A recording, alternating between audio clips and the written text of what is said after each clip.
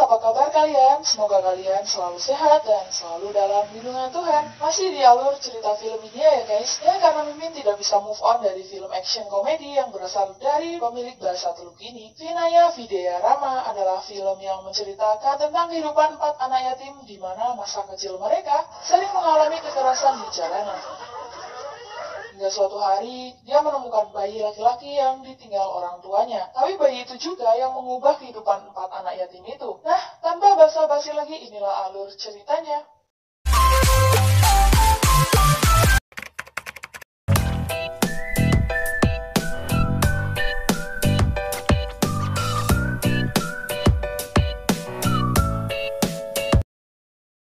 Mulai dan memperlihatkan keempat anak yatim tanpa tempat tinggal sedang mencari rongsok. Mereka makan dengan memungut sisa makanan orang. Sebenarnya semangat belajar mereka tuh sangat tinggi. Mereka menemukan buku untuk dipelajari. Tapi sayang, tukang rongsok memaksanya agar menjualnya. Kehidupan mereka berempat seakan tanpa tujuan, tanpa kehangatan orang tua, tanpa kehangatan seorang ayah ibu yang mengkhawatirkan kondisi mereka. Saat mereka bangun di pagi hari, mereka selalu disambut pukulan polisi dan mengusir mereka. Mereka berpindah untuk berteduh, tapi mereka selalu diusir dengan kasar.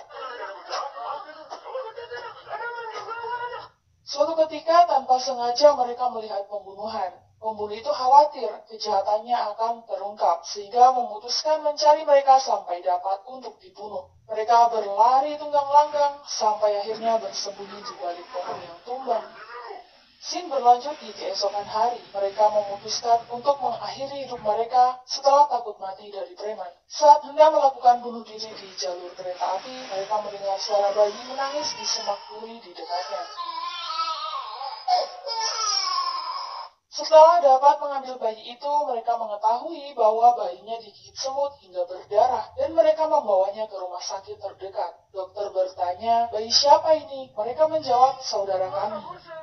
Singkat cerita, setelah bayi itu pulih, sang dokter berkata agar mereka memberikan adik mereka susu. Karena bayi itu lapar dan menanyakan di mana ibu mereka. Lalu mereka mengaku kalau sebenarnya mereka anak yatim piatu. Mereka bekerja mengumpulkan memo dan bayi itu baru saja mereka temukan. Bayi itu juga membuat mereka hidup setelah ingin mati. Oleh sebab itu, mereka akan merawatnya dengan sepenuh hati. Sang dokter yang terenyuh mendengar pernyataan mereka pun lalu menawari mereka tinggal di gudang rumah sakit. Dan semenjak itu pula, mereka merawat bayi yang mereka temukan itu dan memberi nama Rama. Suatu hari mereka juga hampir diculik penjahat yang ingin membunuh mereka kala itu. Tapi untung penjahat itu ditangkap untuk dipenjara. Singkat cerita, Rama pun sudah mulai tumbuh kanak-kanak dan bersekolah. Tapi konflik pun terjadi. Mereka akhirnya ditangkap penjahat yang sudah keluar dari penjara. Dia marah dengan mereka karena mereka membuatnya di penjara selama 5 tahun lamanya dan akan membunuh mereka. Saat hendak membunuh salah satu dari mereka,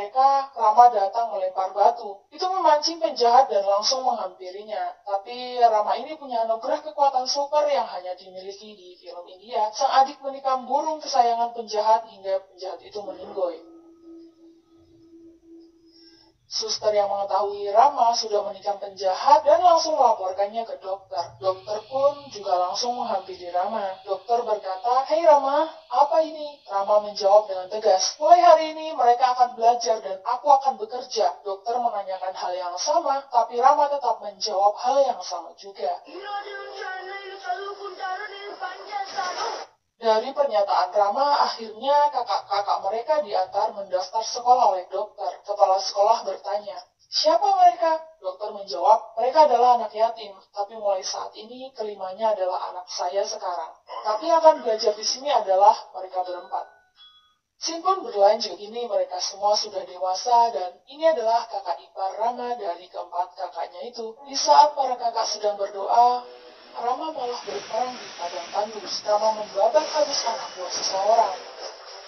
Sampai si pemimpin itu datang menghampiri Rama. Saat mereka berdua lari dan saling menghampiri satu sama lain, Rama menebas musuhnya itu hingga lampu tidur pun pecah. Ternyata Rama hanya mimpi aja guys. Kakak Gayatri menanyakan apa yang terjadi. Para keponakan dengan kompak berkata, "Paman terjatuh dan bermimpi membunuh seseorang."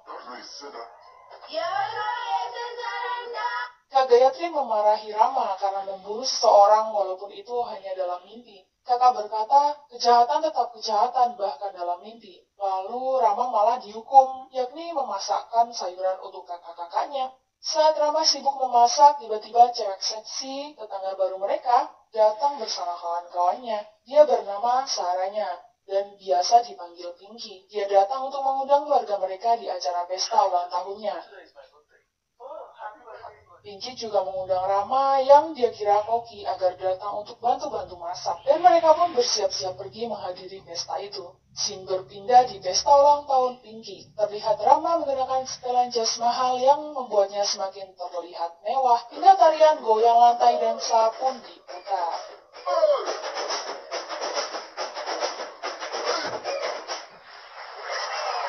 Scene berlanjut, terlihat seorang mata-mata yang sudah menemukan Rama dan keluarganya dan langsung menghubungi Sangkar. Sangkar adalah seorang inspektur polisi yang berpihak pada kejahatan. Dia termasuk anak buah Raja Baik, sang pemimpin organisasi kriminal. Sangkar memberikan tugas kepada anak buahnya itu untuk menyelidiki di mana Rama dan keluarganya tinggal. Di scene lain, terlihat seorang kepala menteri yang bernama Mahesh. Beliau di sini orang baik ya guys. Dia mendapat laporan dari asistennya tentang seorang petugas pemilu yang selama ini dia cari. Lalu beliau menyuruh asistennya untuk tidak mengganggunya dalam 1 jam mendatang. Beliau lalu membuka sebuah buku yang di dalamnya berisi data yang dia cari. Tiba-tiba beliau terkejut setelah melihat foto itu. Foto itu adalah foto kakak Rama yang bernama Bhuvan Kumar. Lalu beliau teringat sesuatu. Kala itu di kota Visakhapatnam yang damai menjadi panas karena adanya pemilu. Partai Padi memperkenalkan kandidatnya. Dan Partai Banteng pun memperkenalkan kandidatnya juga.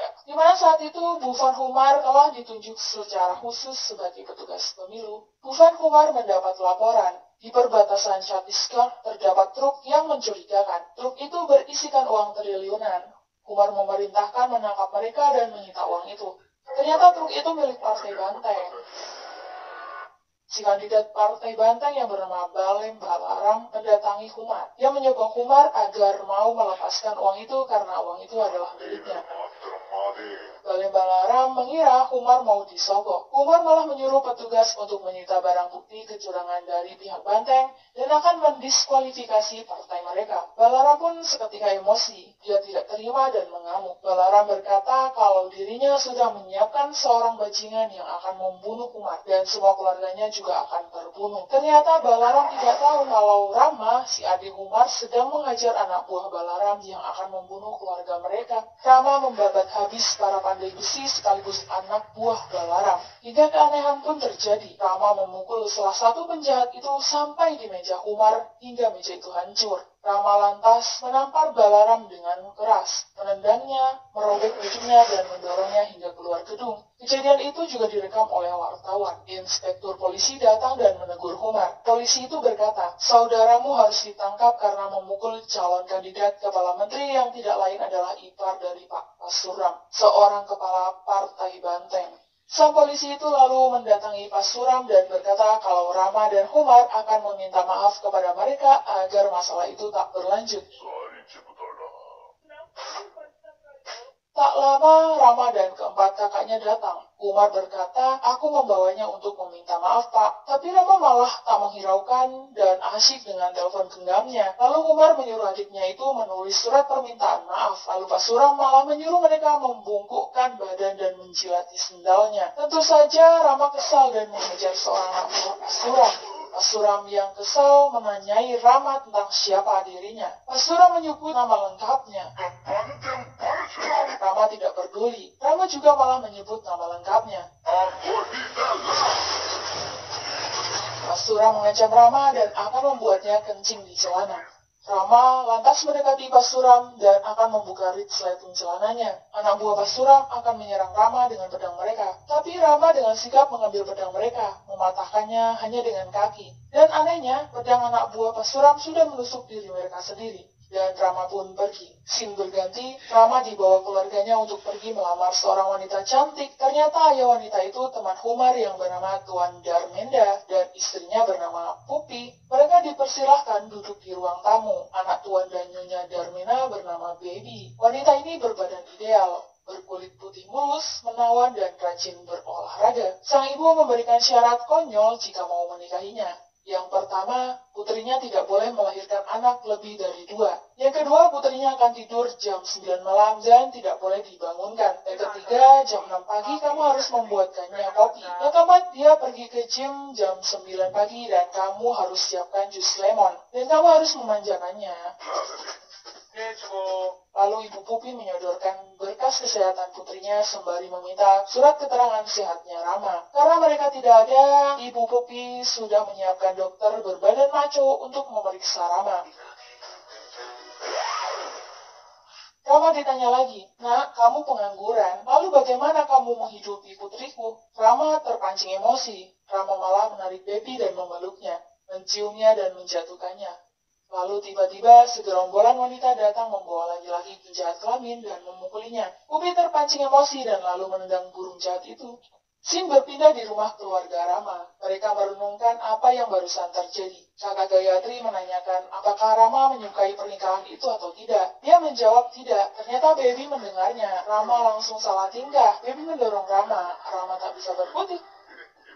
Baby lalu membalas perlakuannya ketika di rumahnya itu. Dia langsung memeluk, mencium, dan mendorong Rama juga. Baby bertanya mengapa Rama tak menyukai pernikahan ini. Rama berdalih kalau dirinya tidak suka syarat yang diberikan oleh ibu Baby. Baby berkata kalau Rama harus belajar. Rama berkata kalau pernikahan itu harus dibatalkan. Lalu Baby langsung memukul Rama. Kakak Rama khawatir dan mengetok pintu. Rama dan Baby malah berakting seakan-akan Baby yang kena pukul. Dan Rama akhirnya menyetujui pernikahan itu. Scene berpindah, Asuram dan Inspektur Sangkar mengadakan pertemuan. Asuram mengeluhkan Rama yang sudah mempermalukannya. Sangkar berjanji kepada Asuram akan membalas dendamnya. Dia tidak akan membiarkan Rama dan seluruh anggota keluarganya hidup. Di sisi lain, di keluarga Rama, Umar pamit karena akan pergi keluar kota. Singkat cerita, pernikahan Rama dan Baby pun dilangsungkan di kota Dwaraka. Scene lalu berlanjut memperlihatkan Raja Bayi yang sudah pulih dari koma. Raja Bayi ini adalah saudara Pasuram yang menjabat sebagai ketua organisasi kejahatan. Semua pengikutnya sangat senang karena ketua mereka masih hidup. Raja segera menyuruh pasukannya membawa Rama dan keluarganya untuk dibunuh. Berita siuman Raja Bayi pun sampai di telinga Kepala Menteri. Kepala Menteri seketika itu pun langsung mengkhawatirkan Rama dan keluarganya. Dan lalu menyuruh anak buahnya segera menemukan keberadaan mereka. Tapi sayangnya Sangkar sudah lebih dulu mendapati tempat tinggal mereka. Sangkar menyeret keluarga Rama keluar untuk dieksekusi. Rama pun datang dan terkejut melihat situasi ini. Sangkar berkata kepada Pasuram kalau dia sudah menepati janjinya membawa sepaket keluarga Rama. Keponakan Rama berlari memanggil ayahnya. Sangkar menembaknya. Rama segera menghampiri keponakannya itu dan untungnya Agisha masih hidup. Sangkar memukul kakak Rama dengan pistol hingga tersungkur. Rama langsung emosi, tapi dia masih menahannya. Rama lalu meminta maaf agar keluarga mereka bisa terbebas. Tapi Sangkar menyuruh anak buahnya mengambil posisi eksekusi. Kesabaran Rama pun habis. Rama dengan kekuatan aneh bin ajaibnya langsung memukul Sangkar hingga tembok pun hancur. Pertarungan konyol satu lawan banyak pun tak terelakkan. Pasukannya membawa senjata besi bulat berduri dibabat habis oleh Rama.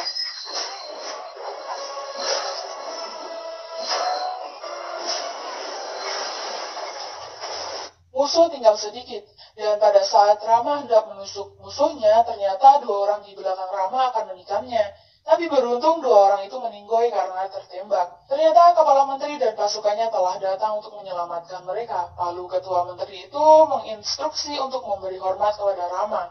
Melihat kejadian itu, Gayatri kebingungan. Mengapa sebagian mereka datang membunuh, dan sebagiannya lagi malah membantunya? Kepala Menteri lalu menjelaskan kepada Gayatri mengapa itu bisa terjadi. Itu karena satu orang yang merusak negerinya yang tidak lain adalah Raja Baimuna. Suatu hari di daerah Bihar terdapat tanah Buddha yang salah satu dari tempat itu terdapat zona perang berkelanjutan yang dihalangi oleh Raja Baimuna. Tentara swasta dibangun untuk melindungi desa mereka dari teroris dan bandit, tapi lama-kelamaan malah menjadi tentara pribadi mereka. Bahkan sampai pemerintah tidak punya kekuasaan melawan mereka. Ibarat bikin negara dalam sebuah negara gitu loh guys. Dan karena itu, Kepala Menteri membuat kesepakatan bersama Raja Baik dengan melakukan pemilihan umum. Sedangkan Kumar, suami Gayatri, ditugaskan sebagai pengawas pemilihan umum itu dan dia menyuruh para prajurit untuk menjaga ketertiban dan keamanan selama pemilu berlangsung. Kumar dan para prajurit menyita seluruh alat perang kepunyaan Raja Bai. Kumar berkeliling kota untuk menenangkan keadaan masyarakat sekitar. Tapi tiba-tiba tenda prajurit diteror. Tembakan dan ledakan bom ada di mana-mana.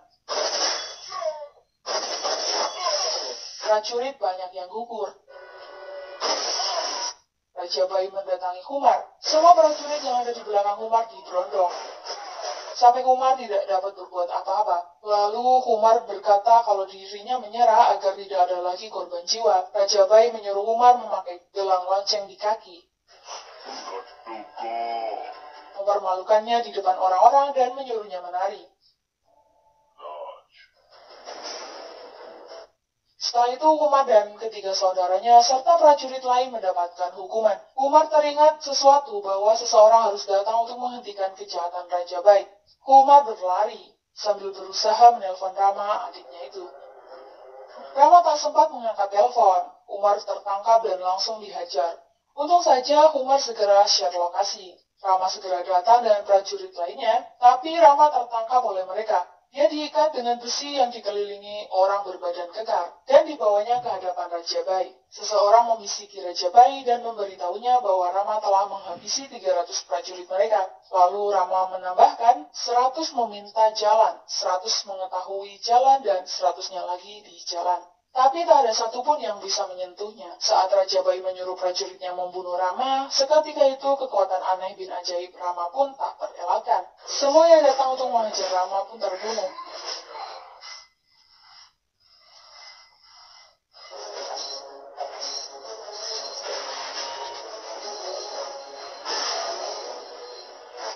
Bahkan Rama memenggal kepala Pasuram dan Balaram hingga kepalanya terbawa burung elang.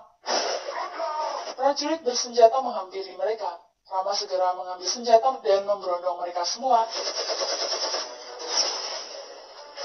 Rama akhirnya akan bertanding dengan Raja. Tapi sebelum itu mereka saling bercakap. Raja Bai berkata, "Jika aku tidak membunuhmu hari ini, maka aku bukan jantan." Lalu Rama menjawab, "Tidak ada rasa takut di tubuhku dan aku tidak takut mati." Rama menusuk perut Raja Bai, tapi Raja Bai balas menusuk Kumar. Rama kesal dan mengkapak wajah dan punggung Raja. Sayangnya Raja Bai tidak meninggoy. Dia hanya koma, seperti yang diperlihatkan di scene sebelumnya ya guys. Rama segera menghampiri kakak Umar, tapi sayangnya nyawa sang kakak tidak tertolong. Dan begitulah cerita kepala menteri. Mendengar kematian suaminya, Gayatri sangat terpukul. Rama berkata, "Aku meninggal berkali-kali kakak. Aku selalu ketakutan jika dirimu mengetahui tentang kebenaran ini. Aku merasa mati setiap kali aku memanggilmu. Apa yang terjadi pada kami jika kamu tidak bersama dengan kami lagi? Maafkan aku kakak." Mendengar hal itu, Gayatri luluh dan memeluk adik kesayangannya itu. Gayatri meminta agar diantar ke kuburan suaminya. Sampainya di sana, Gayatri bertanya tentang keberadaan Raja Bai. Singkat cerita, Gayatri menemukan Raja Bai. Gayatri berkata kalau hari ini kematian Raja Bai telah ditulis. Gayatri juga mengatakan, "Suamiku punya mimpi hingga nafas terakhirnya. Yang satu adalah keluarga bahagia, yang satunya lagi adalah masyarakat yang bahagia. Kau menghancurkan mimpi pertamanya, tapi aku tidak akan membiarkanmu menghancurkan mimpi keduanya." Gayatri lantas memanggil Rama. Rama datang dengan gagahnya. Akhirnya Rama bertarung lagi dengan Raja Bai. Mereka berdua mengibaskan rambut yang berdebu karena salah sampo itu. Rama membanting Raja Bai. Raja mengambil pedang, tapi malah salah sasaran. Rama memukul dengan Raja Bai hingga tulangnya patah. Lalu memakai gelang kaki yang dipakai almarhum kakaknya itu untuk memukul. Hingga leher Raja Bai terpotong oleh pedangnya yang salah sasaran itu. Kemenangan Rama disambut kebahagiaan dan ketenteraman masyarakat. Dan film ini pun selesai.